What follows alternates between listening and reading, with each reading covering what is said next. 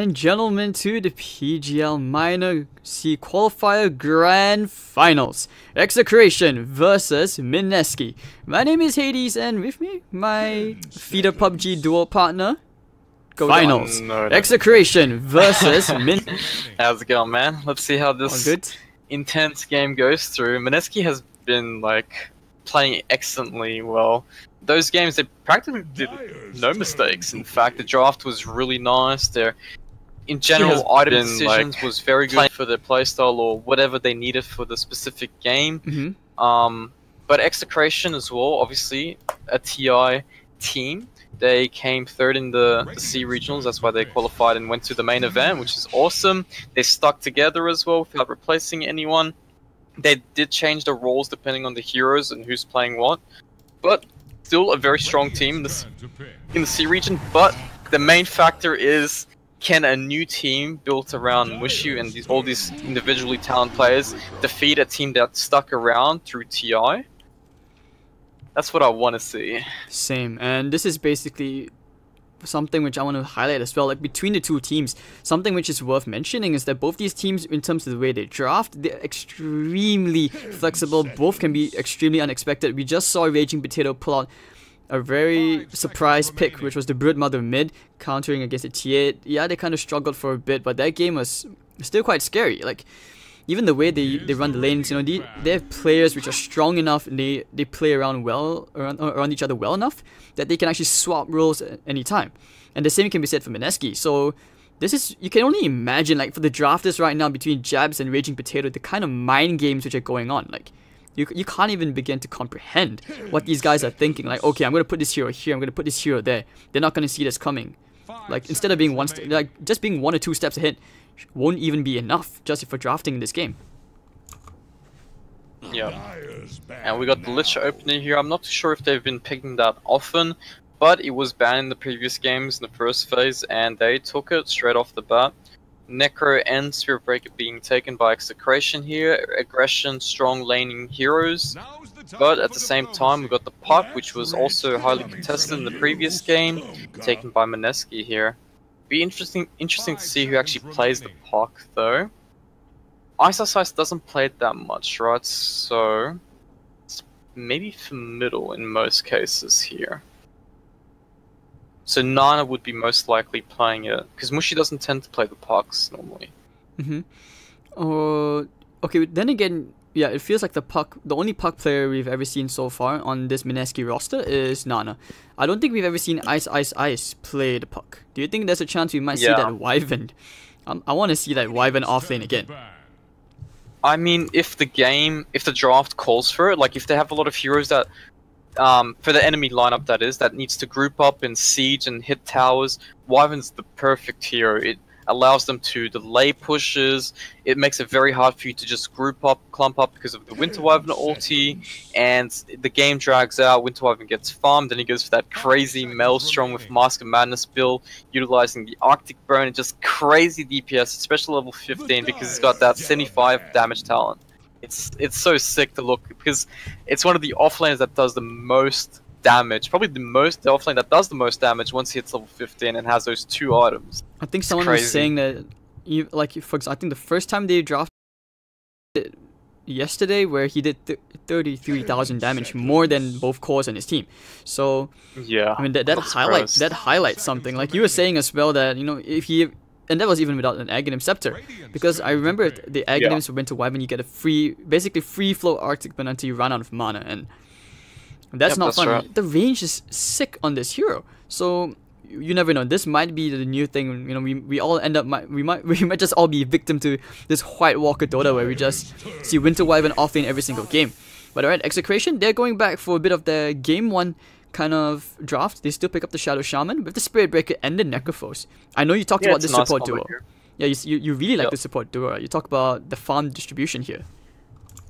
Yeah, because normally the Spirit Breaker is played as a 5 position. He does act as a 4 in the sense that how he roams is played similar to many other 4 position roles, but he doesn't tend to get too much farm because his abilities don't really allow him to farm fast. But at the same time, with the roster here, he's more successful to getting more farm, and he's more useful than an SB with farm. So it's a very nice like you said, a combo distribution between these two supports.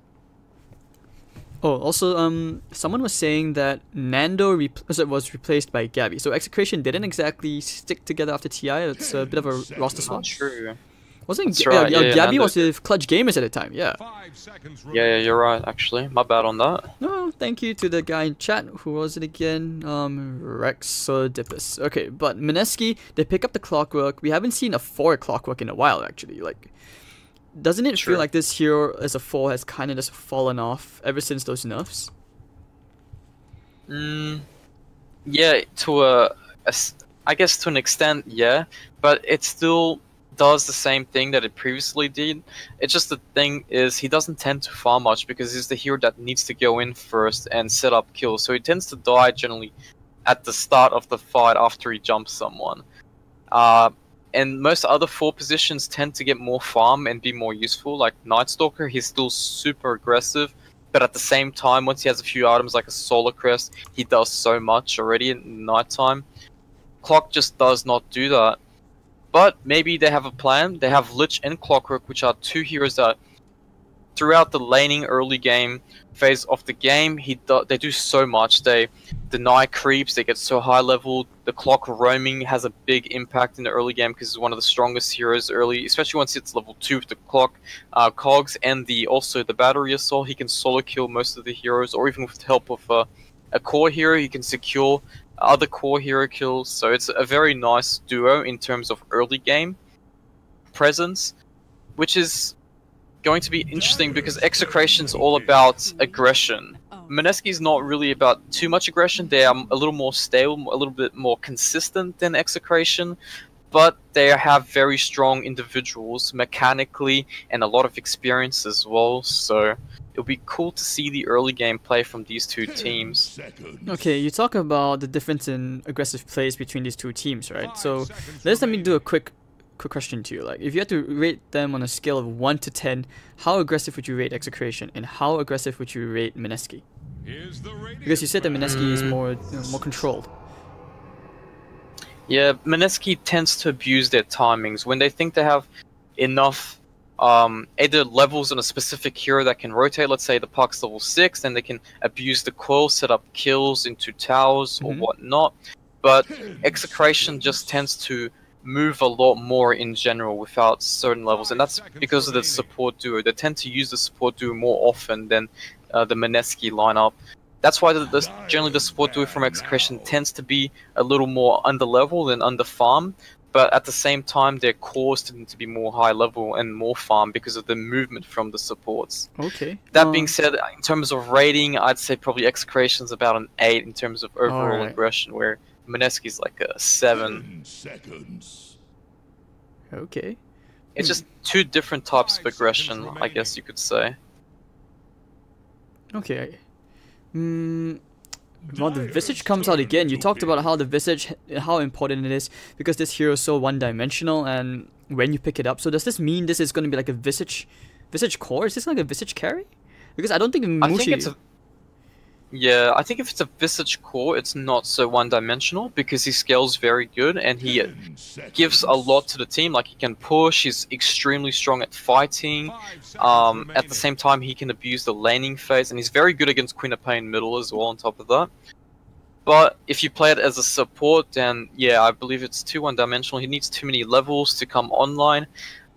But this should be a core Visage. Either it be a middle or a carry, it should be a core Visage here. Unless they do it for Ice actually. He is the micro player in this team. They could do a Visage plus Lich dual lane in the off lane as well. I mean, in this scenario that they decide to put Nana on the off lane and the puck, I feel like that's a slightly more viable option. Or if they do decide to put him... I don't know, it feels really weird. Yeah, they can still do a middle there. Yes, unless Nana picks up the Visage, which we haven't seen yet. And so far, like, because when it comes to micro heroes, we always see ISSI take up these heroes, and I think in him on the Visage, I could really see that happening. And you know, he started to learn all these. Yeah, he started to play, I think, a bit of Visage a while back as well. But now the PL comes out as well, so.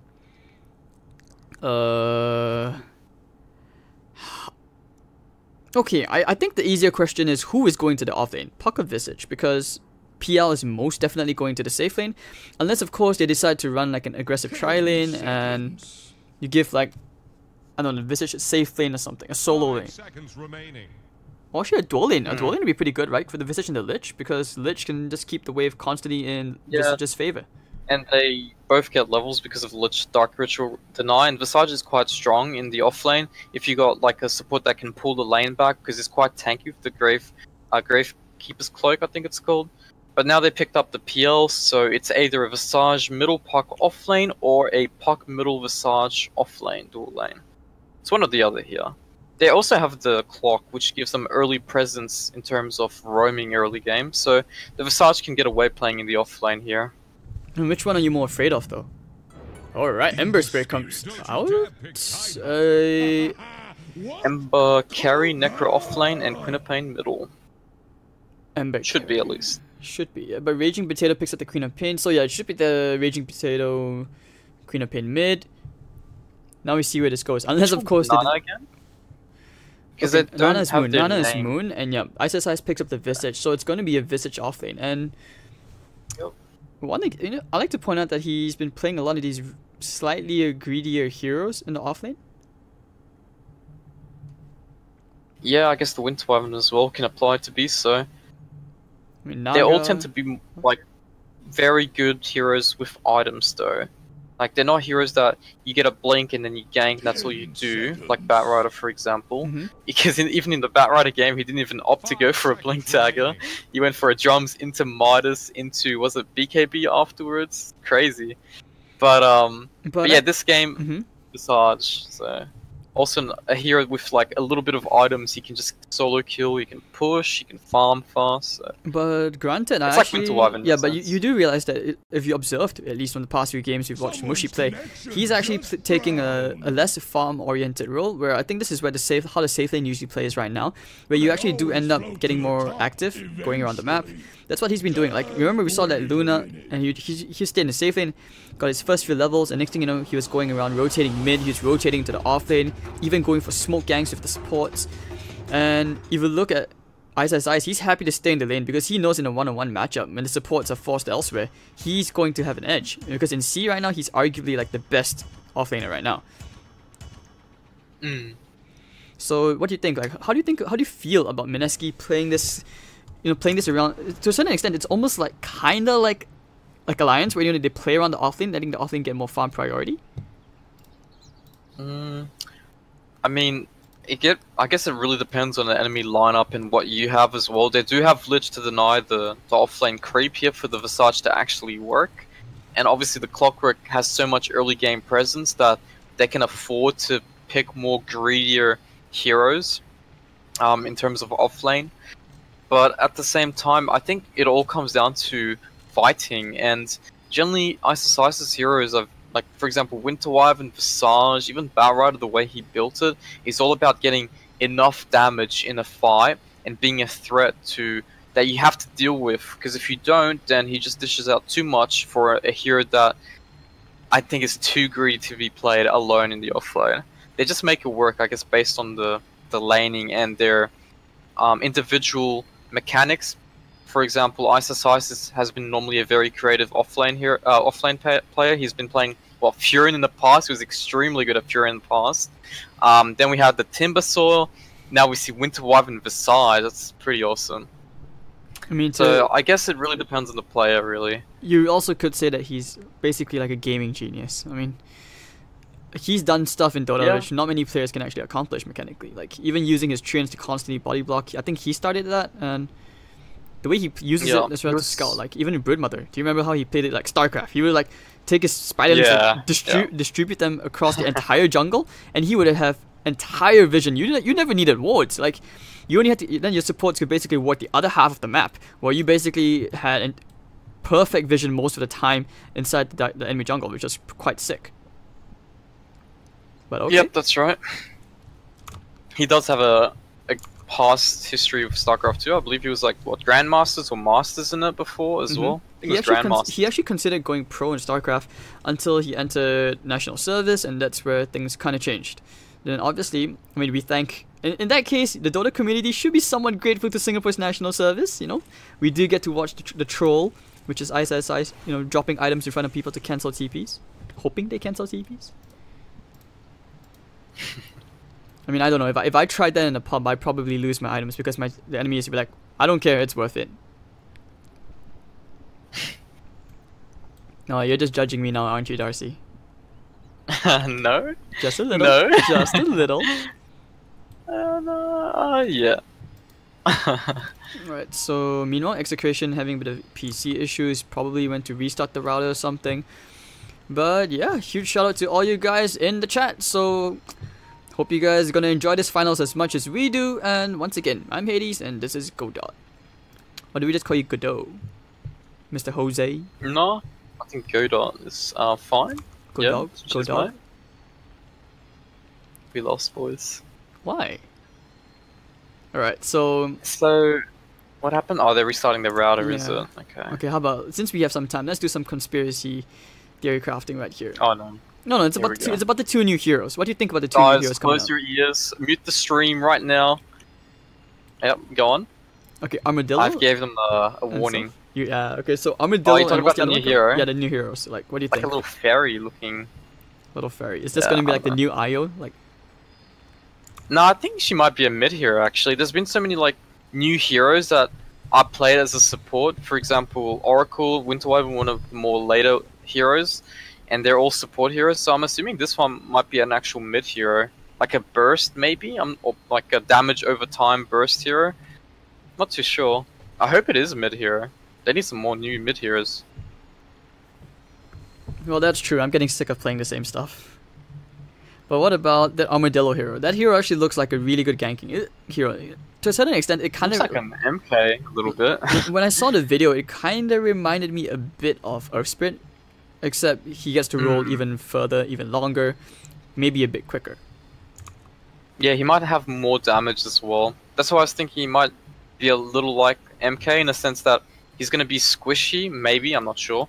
But he looks he's going to be squishy, but mobile plus a damage dealer, because he's got like sword. Come on, man! If you got a sword, you gotta be able to do damage, right? Surely. And he reminds me of the cat from Shrek. What's his name? Puss in Boots. Puss in Boots. But dude, why would an armadillo ever be be squishy? You know, it's an armadillo. I know. It's a bit weird. Maybe he has like a carapace kind of ability, like a Nyx carapace. Maybe not actual carapace, obviously, but like a button where you can reflect stuff or tank stuff. Maybe. I would like something fun. Like I would imagine an Aghanims upgrade where you could roll, and your teammates could also roll for like 3 seconds. So you would have like, what the hell? It's like an aura, you know. So like, what do you mean? So you would like 3 heroes who have the ability to just randomly roll around with you. What? So like it's almost like a centaur and tusk combined. It's like a stampede and a snowball, except your whole team has their own individual snowball. If they're around you, right? Yep. Say maybe. Okay, so that's like the Slark's Aghanims upgrade when he ultis. Yeah. If you're around the Slark, you get that also effect. Slark Aghanims in 2017. I don't think that's ever going to be relevant. I'm not even kidding. Yeah, probably not, but still. That's what you made me think of when you mentioned that Aghs upgrade. Ah, okay. A little weird. Alright, so what else are we missing out on? I hope they come up soon. I'm surprised there hasn't been like a new patch yet, not even just to implement the heroes, but like a new meta shifting patch would be cool to see. I thought they'd apply it right after TI or something, but apparently not. It's coming. Ice Frog's gonna give this like amazing patch where, you know, the mid lane is not gonna be filled with 1,000 heroes every single game. And 1v1 matchups are back. It's called 1v1. It's called 1v1 for a reason, dude. It's called mid only, you know, solo. Yeah. That's not gonna happen. What do you think about Lich? How would they? Lich? I think like, he's very good here. Does he need just a really. His you mean in terms of abilities, like his Dark Ritual? Yeah, I feel like the EXP gain, like even a bit of work to the creep wave EXP distribution is just too much. Like he denies the range creep, and he's basically going to remain on the same level as your enemy mid the whole time. Yeah, it's a little weird. There's some certain abilities that are just either really annoying or in theory really OP, like Doom. Like dooming a guy is just pretty much removing him out of the battle. Unless he's got physical DPS, then it's a different story because he can still right click. But let's say you doom like a Zeus and it's just completely useless. Ooh. Whereas this is just a different type of nuisance, I guess. Dude, sorry, I have to hold your thought. I just saw someone on Twitch that just called you Gal Gadot. Oh my god. Guys, I assure you he is nowhere near as attractive to Wonder Woman. Oh, no, I wouldn't go that far. I reckon I could make a better Wonder Woman than her. With my hairy chest and all. No? Fair enough. You may have just like emotionally scarred like half of Twitch chat. Like, sorry guys. Actually, they're already scarred, man. They're probably C players. They know this. You guys from hold the cancer. Playing so many pubs. It's that real cancer, dude. I mean, you can see, Envy. He's feeling that too. Yeah, I heard about that. What happened with Envy exactly? Yeah, I'm Was not it sure. that Spectre Dagger? Have you seen that? That clip of the Spectre Dagger on the Bloodseeker? Oh yes. Where like they were killing the Bloodseeker and he stopped hitting him because the other teammates would have just finished them off. Yeah, but then no one decided to hit him. And they He's had like, what the hell? Didn't they have like he had buyback penalty bonus, so he said, "I'll give it to the Centaur or something." You see, the one time he decides to be a good person, and isn't this like it's so reminiscent? And like we can both relate. It's like, see, you try to be nice, you try to be a cool guy, be a good teammate, and then your teammates betray your faith. They backstab you, dude. Yeah, I mean, if he got away, that would have been so sad. Unfortunately, he had a dagger that can just chase him down. But that Pudge literally just looked at him run past. Didn't the Bloodseeker actually like get Sonic. away? Nah, he died in the end. The dagger followed him all the way and he died. Okay. But that was very fortunate that he was playing Spectre, because if not, then no chance he would have killed him there. Unless he was like a Zeus or something. Alright, so someone is saying that he rushes Slark eggs every game because he's a support hero. Kenneth Badger. Get out of my pubs, please. This is the kind of person where he first picks Slark, goes all with Venom, and he's like, guys, trust me, I am support. Oh. And then or there's those other guys that they pick a support hero, and then I'm mid. They just put the icon on mid. It's like a line or something. You mean like Shadow Shaman? Yeah. It's a legit mid. It's a legit mid. I wouldn't mind too much for Shadow Shaman. Crystal Shadow Shaman actually. Okay, then I would definitely mind with that one. Why would you mind? It's such a good Lion hero. and Shadow Shaman has actually played middle in the past. What was his name? XX, right? Triple X or something. Used to play Lion mid. Very popular. TI1, I think, as well. The Chinese player. Oh, I'm not even sure, No? dude. Alright. TI1, I'm not even sure Were I you was born? born. Yeah, I don't think so, bro. Yeah, dude. Because according to you in Twitch chat, I'm 12 years old. Yeah, they guessed that really good. Been They should be playing the Mafia game in BTS. Not like this. Alright, game starting. So enough of our resident sleeper talk, and we finally have our game 1 on the way. So there we go. Let's begin. And Execration. This is going to be really fun. Like, now that we could properly talk about the game instead of our... I'm not sure what we were talking about. I already lost track. Let's go back. No more mom jokes. Let's talk about your Aghanims, new Aghanims for the Armadillo. Someone said it's a pangolin. So pangolin isn't like Chinese mythology. They're bringing in all these funny heroes. It won't be long before we actually see a dog or like a donkey, or even like I don't know. Okay, Bristleback's like a porcupine, right? So what other heroes would you implement? Like a bird, an eagle, a frog. Yeah. A frog hero after Ice Frog, and he would have like spells like CM and Wyvern combined. I can see it happening, dude. That's the future. Alright, so someone did say that you are apparently hot. I'm not sure, dude. Oh, thanks, guys. What, Kappa Pride material? Dude, no, man. Get out of my chat. Nah, I'm just kidding. That definitely fapped to me in the Wonder Woman suit. No, surely. let's not do that. Let's not But do anyways, that. Let's not do talk that. about the game. Family-friendly show. And okay, yeah. So Minesky, Jab's playing on the 4 clockwork. We've seen him play some pretty decent 4. Tuskar, Night Stalker. Everything has been quite good. So we'll see whether his clockwork can have the same level of impact. He's actually going for the bounty rune steal. Ooh, he's gonna get it! Nice. He's got him. And he also stops him from getting the mid block, I think, on top of that. Oh, team Bobo. And this is where we go. Okay, maybe not. Okay, he's gonna actually sabotage this creep wave. the puck. He's like, no! Next level pulls! Yeah. Next level pulls! Yeah, the lanes here, the Visage is playing top, they're doing the Lich and the PL in the bottom lane instead. I think this is very clever actually, because not only will the Lich be able to constantly stay bottom with the PL, but the Visage has a lot easier time at top lane. They do have a roster up there who can just shackle him down very easily, but which is going to happen right now. And this is... Oh, they creeps the aggro there. Oh, one more hit. He's almost dead. One more hit. Ooh, the branch. Oh, he had to salve up. If he didn't, he would have died there. But here comes Clockwork, trapping up RR inside that corner, and RR doesn't really appreciate that. He doesn't like having something from behind like the Thai guy. So... Yep. Okay. That came out wrong. That came out really wrong. Ignore that, please. Alright, so... But yeah, anyway, Salve is down. There's going to be a lot of regen used by the Visage here. There was also the Necro's Aura always ticking him down. He did get 8 tangos and a Salve to start off, so he'll be okay.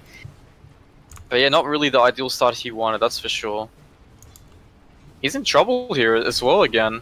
He may die, in fact. Maybe not. Well, the cogs are going to be there, and actually he does have plenty of regen. But the cogs constantly pushing Gabby back. Ooh, with the Grave Chill! He's trying for the Death Pulse, he's trying for the Death Pulse. One more hit, pops the Fairy Fire. Gabby will die. First blood to Jabs. J-God! Oh my god, that turn of events there. Once again, J-God. That turn of events right there. Yeah, you were like, oh, he might actually die here, and I'm like, no. Yeah, man, I mean, surely. But Jabs God, man. Jabs God. He knew that's gonna happen. He's like that hidden gem which we don't deserve. Sniff, sniff. After next TI where he gets poached by a European team for being, you know, a talented player. Wink, wink. Alright, so first blood already going to Jabs, and Boogie just playing around a Raging Potato. But then again, you know, Jay, he's already used to these kind of matchups where he gets banged up. I have one thing to tell you right now, but I don't know if it's bugged, but Nana's been holding his Null on his stash for a while now. I put it back on now as soon as he got jumped. Maybe he didn't know. Yeah, I don't think he realized when he brought it from the courier.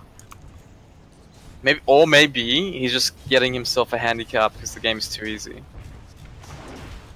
What do you reckon about that one? I'm not sure, man, dude. It's kind of fishy, but maybe it's just like he was ferrying tangos and stuff, so he didn't have enough slots in his inventory. So maybe that's why it automatically went into the backpack. Or maybe he's 3-2-2ing, but trying to be subtle.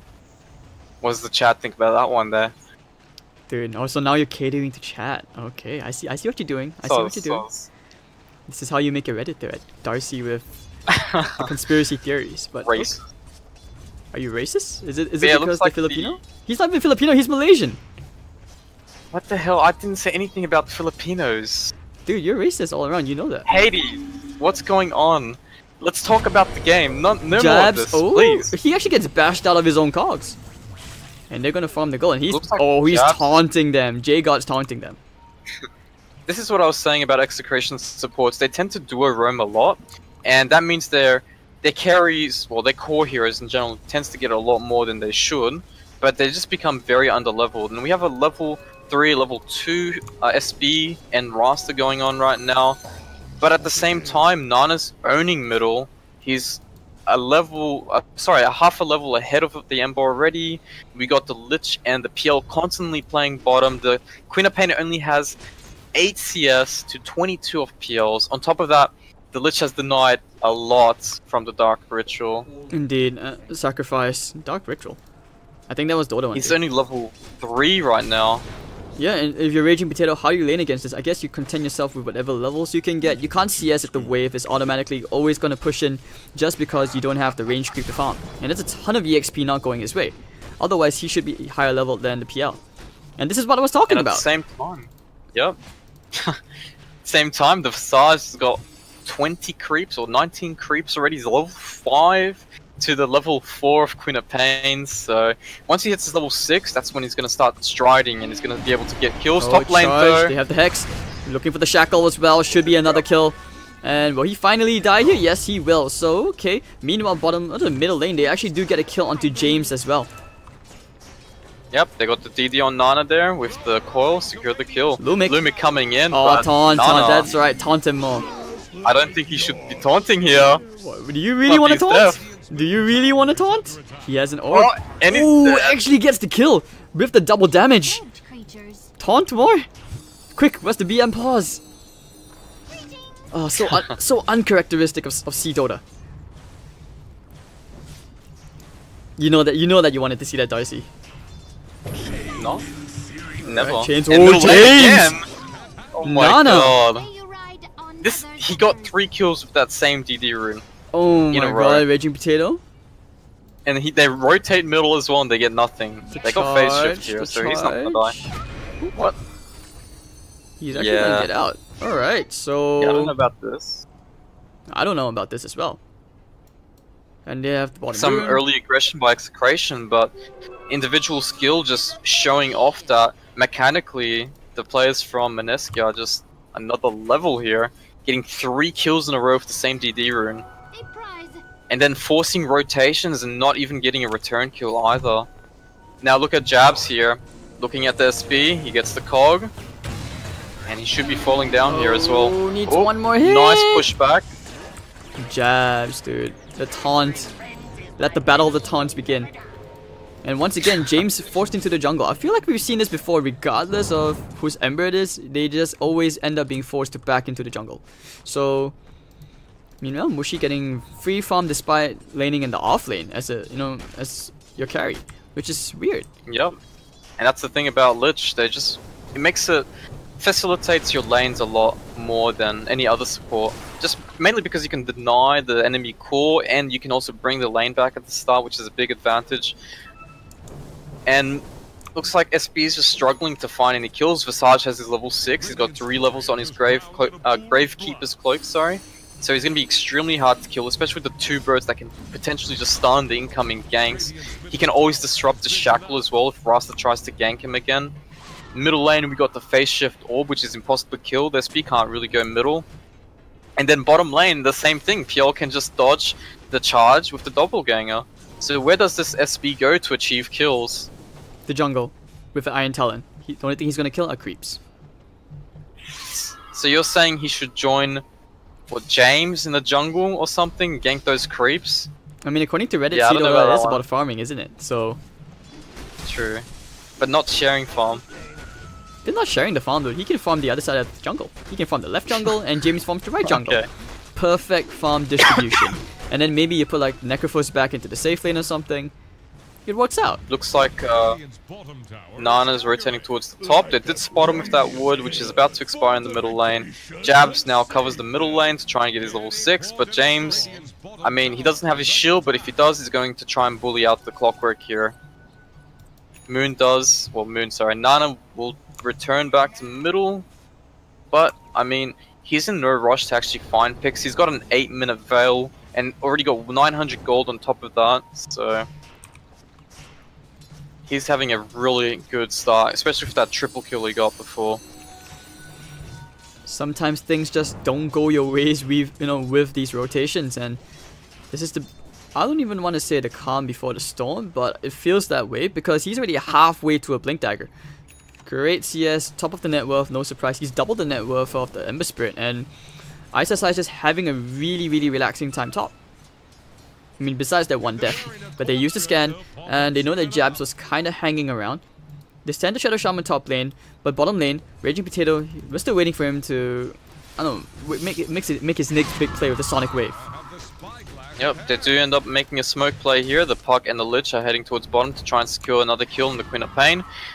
The scan goes off, but I'm not too sure. Was that Raging Potato? They have the coil. Use the coil. Yeah, they're not too sure exactly where he is. If they did, they would have coiled and silenced, that's guaranteed, but without knowing it, they don't really want to commit. They did have the Arcane Rune, which would also reduce their cooldowns after usage, but not a guaranteed kill if they don't know where exactly he is. And meanwhile, top lane, this is what I was talking about. He's already got He's got his birds, and as soon as he's got his bird, look how much farm he's got. He's on par with the Necro already, and he can also force away the Necro out of the lane, which is gigantic. That being said, Execration's forced to make a play, and they are heading towards the top lane. If they can kill him, they can maybe get some tower damage at top, but they do not have Serpent Wards here. But here we go. Spirit in, Chains, Hex, Shackle, Reaper's Scythe. A lot of hit for Ice as Ice, and even from the safe lane, it feels like he's still accomplishing the the duty of an offlaner. Jabs, trying to go into Raging Potato, Battery Assault, Lumic there with the body blocks. Jabs, he wants that Raging Potato kill, he's going to turn around, he has a double damage. He wants to kill Lumic, but Lumic has the charge. So, charges away to the top lane. Where is he going?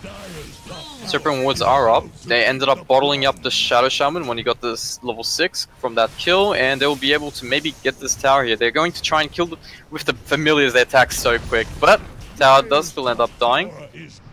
And in the end, Minesky also got the tier 1 at bottom, so a pretty good trade, I'd say. The Serpent Wards is down. They do have the Queen of Pain ulti, but they don't really have a major ulti to abuse this game for Execration. The Blink Dagger is almost up on Nana as well. Once he has his Blink, it'll be a lot easier to set up kills.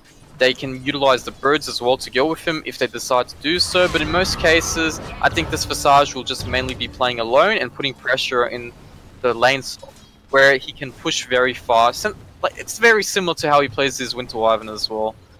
Just constantly push the lane very far, put pressure, make the enemies show in the lane, and get his own farm as well for the scaling.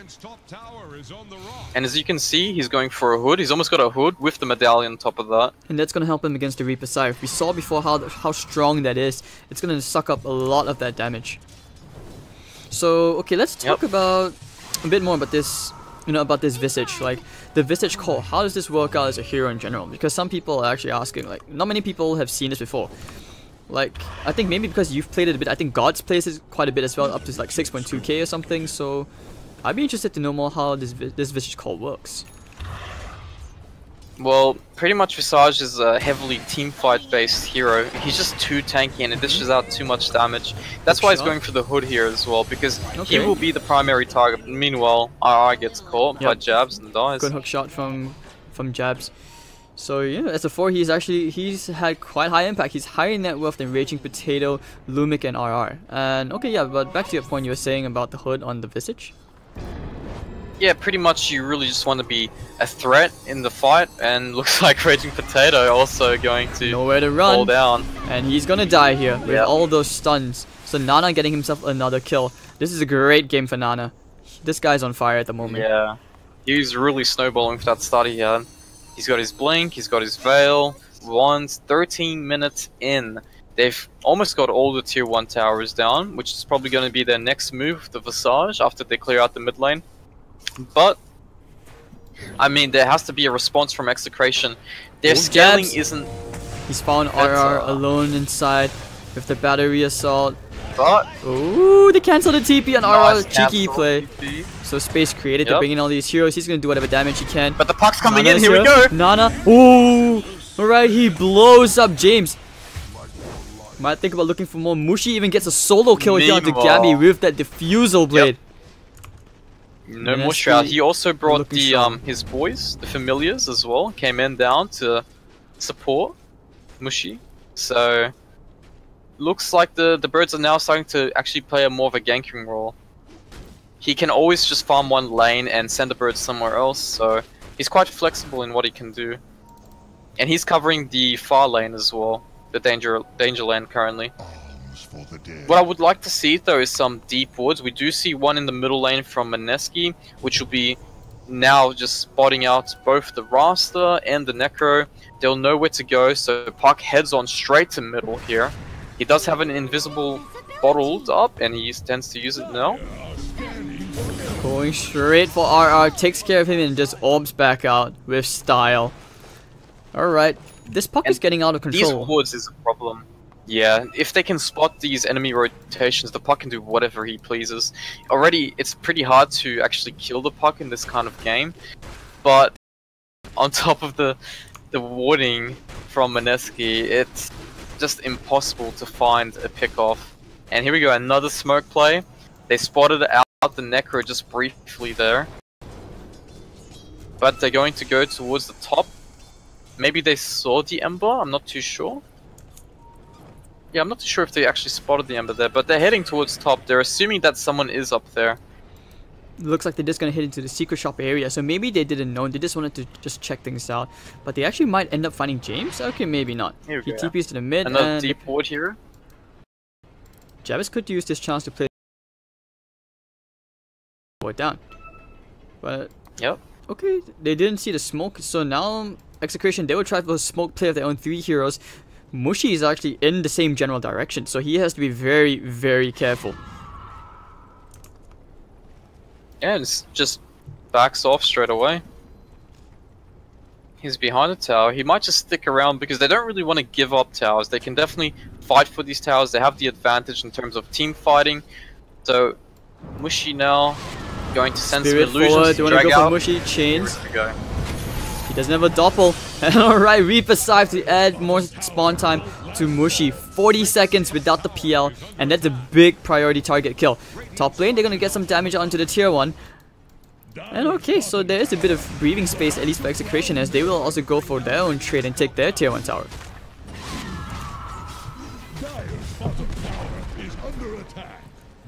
And they do have the Serpent Ward still, so they'll probably utilize it here. The Lich Armor is on the tower, but it'll die relatively quick unless they decide to defend. Lift goes down, and they'll probably jump the back in line. Ice. He wants to fight. Hookshot connecting onto Nice 2 jump. inside the cogs with the Searing Chain, trying to buy some time. Spirits come in and they actually will kill Jabs here. Chain Frost bouncing around. Lumic trying to kill off Jabs. The Sonic Wave will kill him off. 3 for 1, and the Chain Frost still bouncing around. James has no more mana. He's gonna try and bottle up through all of this, but no, there's nothing he can do. 4 for 1, only losing Jabs and Ice on a triple kill. And that's basically they've already got almost his Aghanim Scepter complete.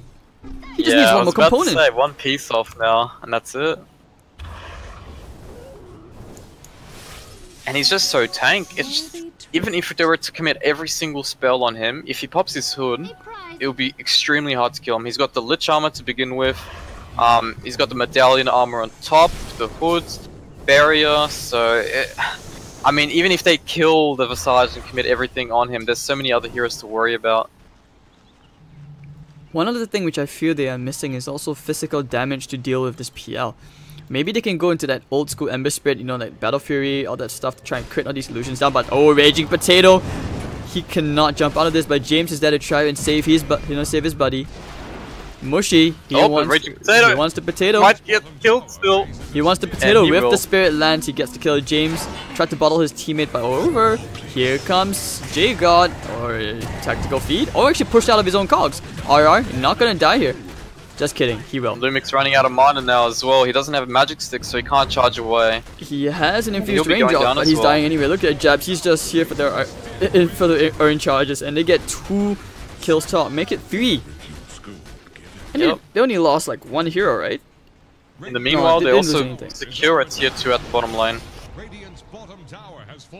Great trade, and just like that, Ice, Aghanim Scepter complete and on the way. Blade Mill also completed for for Jabs, and they're really looking very, very strong. 18 to 5, 9,000 net worth advantage at 18 minutes in. This game looks like it's almost over. Yeah, I mean, we already said this from the beginning of the game, but Minesky has been looking so strong in those previous games they played recently. And it shows. They have new strategies, they play around their individual skill and their unique players, but they make it work very easily. I mean, they've only been playing for like, what, a few weeks now together, maybe in scrims, and they're looking this sharp already. Nana, blink out. That being said, it's still... They can still come back from this. They need to rely on a few mistakes based on Minesky's play, getting a few pickoffs, utilizing the SB's charge, and Ember as well. We see Lich getting caught here, but he's Raging not Potato. alone. Jabs hops with in. The Chain Frost as well. You steps up into the air, but does he have mana to blink out? Yes, he does. Using the Rocket Flare, they know where Raging Potato went. He has a blink off the cooldown very, very soon. Where is he going to blink though? He has to decide. He needs the mana as well. They break the trees to the Doppelganger. He's blinking all the way to the west. They have a Rocket Flare to scout him out. Oh, they saw where he is. Ooh, right under the flare. He is up now, so he should be making it away. Oh. Yep, and he's gone. Middle lane, Ember trying to make a play, but Puck's too far up, and he does have Yules as well now, so it'd be extremely hard to kill him. Oh, look at Nana just stealing that illusion rune right under the Necrophos's nose. Mechanically skilled and full of style. That's what's going on right here for this Minesky roster, as they're having fun. Plenty of fun. And Visage, well, he's going to complete that Solar Crest. That will mean they do Roshan very, very quickly.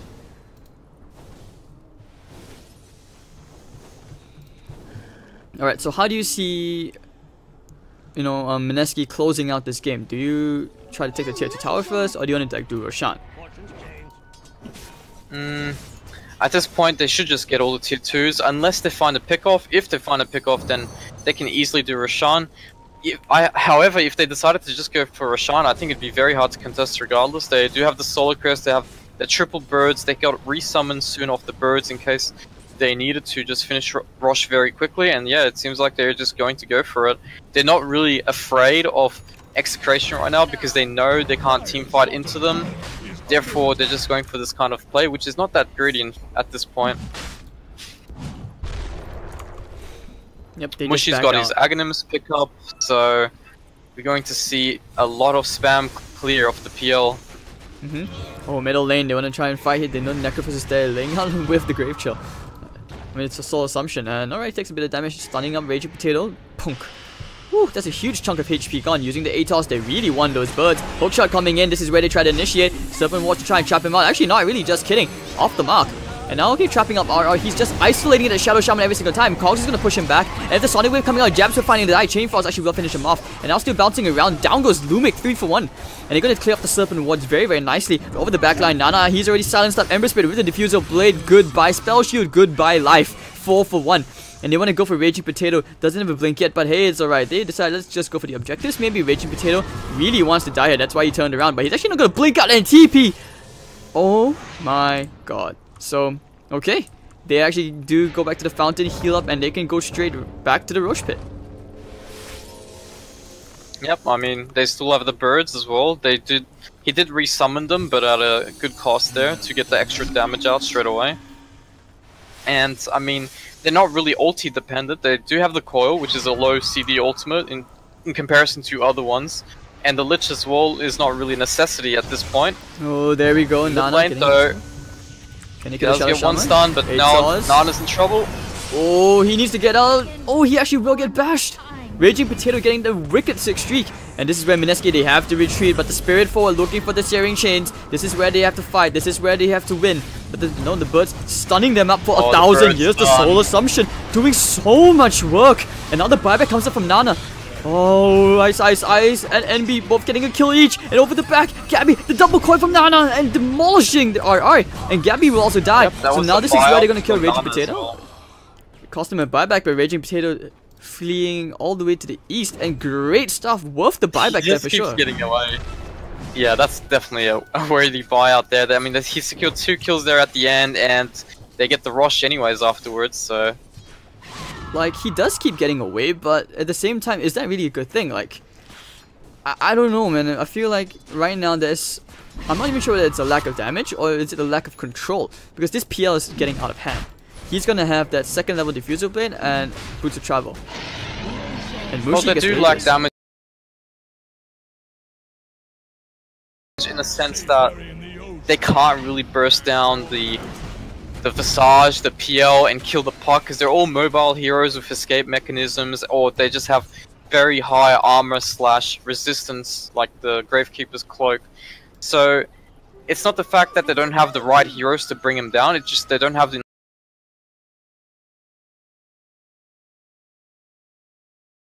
items to bring them down quick enough. Because they have Queen of Pain, they have Necro, they have Ember. These heroes have high burst damage. They're quite strong in terms of damage dealing. But obviously against these 3 heroes it's not really the case. Do they have the hook? Oh, the chain doesn't break TP anymore. Envy. Yeah.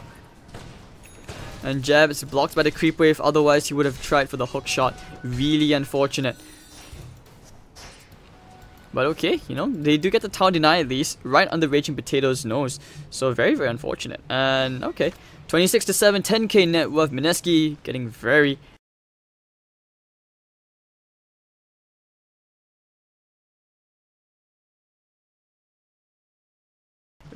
rich.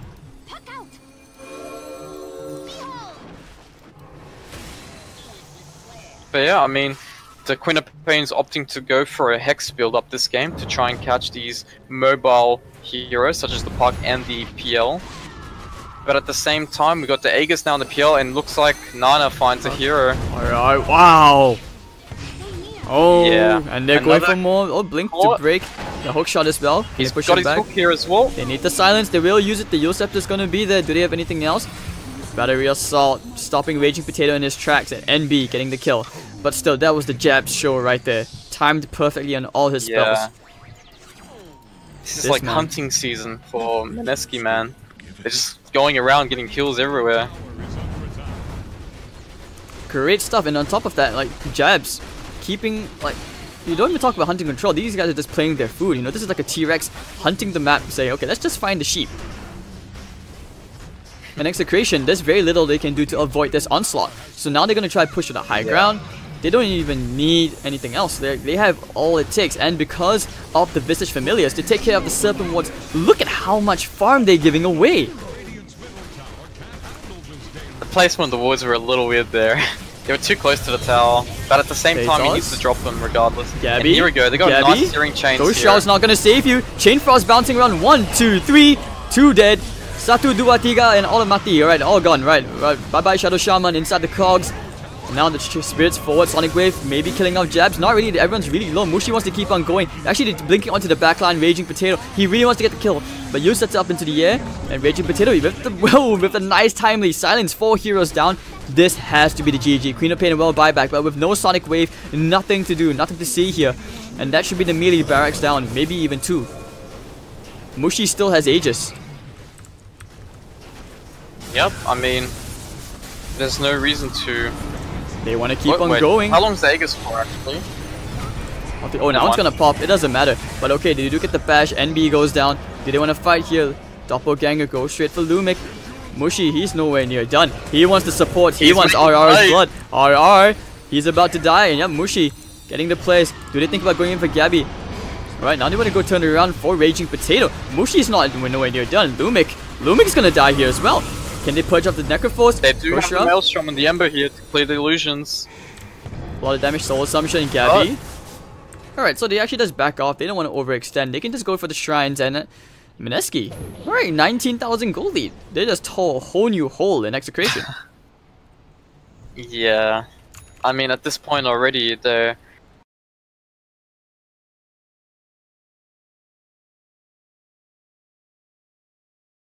already behind, but now they're racks behind on top of that. And did any of them force buyouts there as well? I think Queen of Pain at least did. Yeah, he bought out as well, so he's...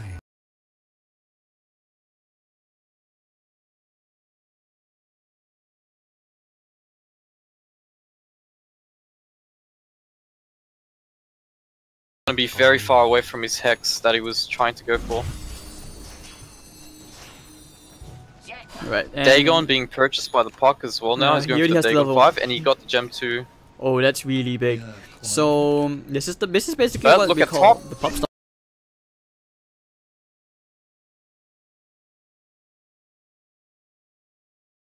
Pumping build, right? They're going for him. Can they? Yule Scepter? They got heals. Oh no, he used himself! Alright, call GG. Call it?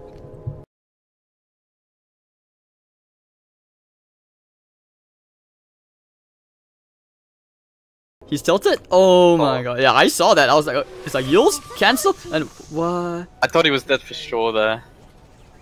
Oh well. Mistakes happen. Mistakes were made indeed.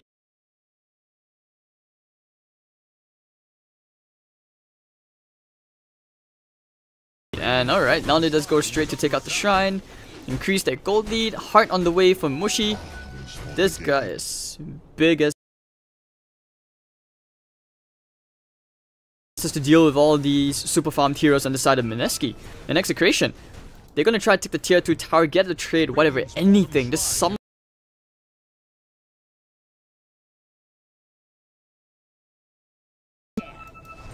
Yeah.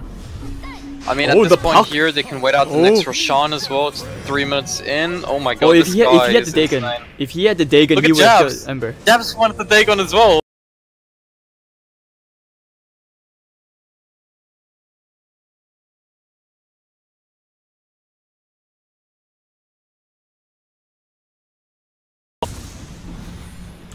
And they're gonna take the tier 3 tower effortlessly. Did they pop the Serpent Ward's top? No, they did not. But even then, even if they did use it to defend, I don't even see what they can do. These familiars just destroy the Serpent Ward's.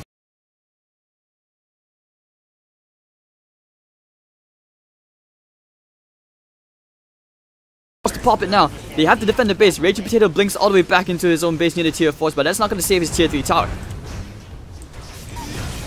They are looking for the chains. Minesky, they have to win this fight. If they win this fight, they win the game. Actually, they pretty much won.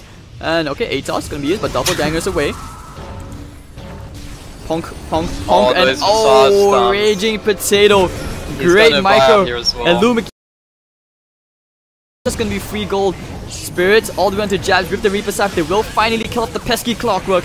And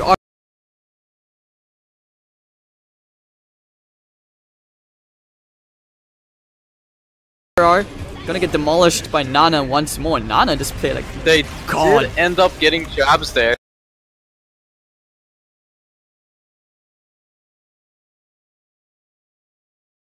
Really risky draft from Execration. Like I can see why they picked these heroes. Clockwork and 0 and 11.